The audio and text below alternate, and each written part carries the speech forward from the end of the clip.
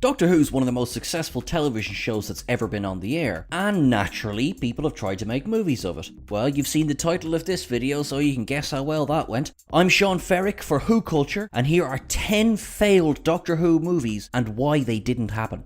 10. Disney's adaptation of Marco Polo. One of the first Doctor Who adventures to land on British TV screens, Marco Polo was the fourth serial of William Hartnell's inaugural run as the grumpy old Time Lord, first broadcast in February 1964. The serial was well received by critics, with the final chapter being watched by 10.4 million viewers in the UK, the joint highest figure for the show at the time. Possibly as a result of its popularity, Disney contacted the BBC in the 1960s and inquired about making a feature film based on the serial, but this is as far as the idea got, and no major movie developments were made. Because Disney is absolutely desperate for more IP, right? 9. Peter Cushing's doomed threequel. In the mid-1960s, Peter Cushing, who would go on to play Grand Moff Tarkin in a little movie called Star Wars, I think, starred in 2 Doctor Who films, both of which were based on popular stories from the show, although they weren't a part of its ongoing continuity. The first film was called Doctor Who and the Daleks, based on the William Hartnell serial The Daleks, and was successful enough to inspire a sequel, Daleks Invasion of Earth, 2150 AD. Unfortunately, the sequel didn't perform too well commercially, and as a result, the proposed third film, which would have been based on The Chase, another Hartnell Dalek serial, was canned. 8. Doctor Who meets Scratchman. While the other movies on this list would have featured brand new actors, Doctor Who meets Scratchman is an outlier for the fact that it would have actually starred the current, at the time, TV Doctor Tom Baker. The movie, alternatively titled Doctor Who and the Big Game, was written by Baker and Ian Marter, who played companion Harry Sullivan, and their ideas for the story and characters sounded pretty bonkers, even by Doctor Who standards. In the film, the Doctor and his companions would have faced off against the villainous Scratchman, who was actually the devil. The Daleks and the Cybermen were also involved, as was a group of scarecrows that would come to life, because reasons. However, the project was never greenlit by the BBC, and it only got as far as the scripting stage. While it didn't make it to the big screen, Doctor Who meets Scratchman was eventually turned into a novel, an audiobook, the latter of which was narrated by Baker himself.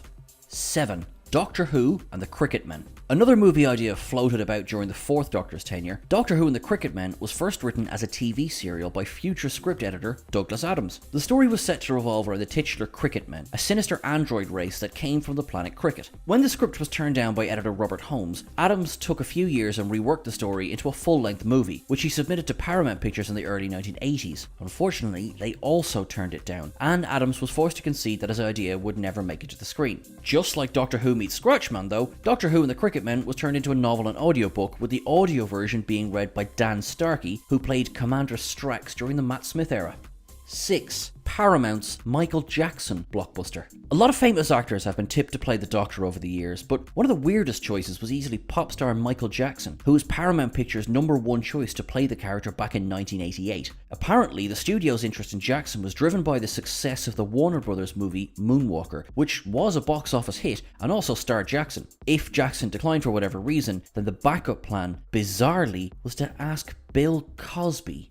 Yeah. Can't say that one would have aged very well. Ultimately though, none of these casting choices happened because Paramount's offer was rejected by Dalton Reyes, a company that was heavily involved with Doctor Who's movie struggles in the late 80s and early 90s.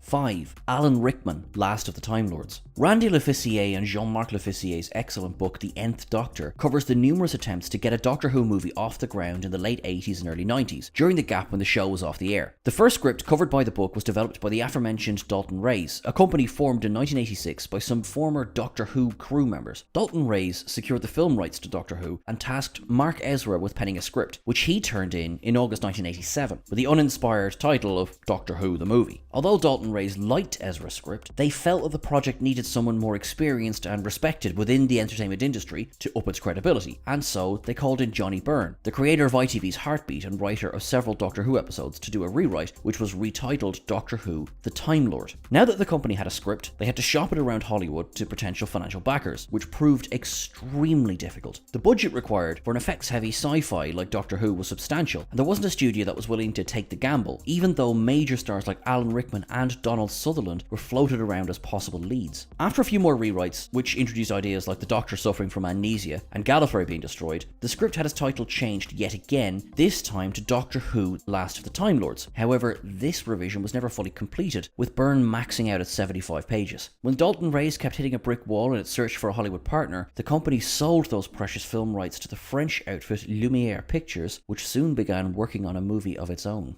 4. Leonard Nimoy and Pierce Brosnan's The Jewels of Time. One of the first things Lumiere did once they took control was to chuck Byrne's work out of the window and seek out a writer of their own. The company believed that Doctor Who had the potential to be a big movie franchise like Star Trek, so pulling on that thread, they sought out Denny Martin Flynn, co-writer of Star Trek VI: The Undiscovered Country, to develop a script which came to be known as The Jewels of Time. Around the same time, the company also approached Spock himself, Leonard Nimoy, and asked him to helm the project. Nimoy liked Flynn's script and agreed to direct and produce, which gave Lumiere the confidence, since they now had a respected name like Nimoy in their corner, to push ahead. And from here, things got even more juicy. In the Nth Doctor, it's mentioned that the idea was for Pierce Brosnan, yes, the future Bond, to play the Doctor. Sadly, Lumiere failed to get things moving, and in April 1994, the film rights automatically reverted to the BBC, and Nimoy became disassociated with the project.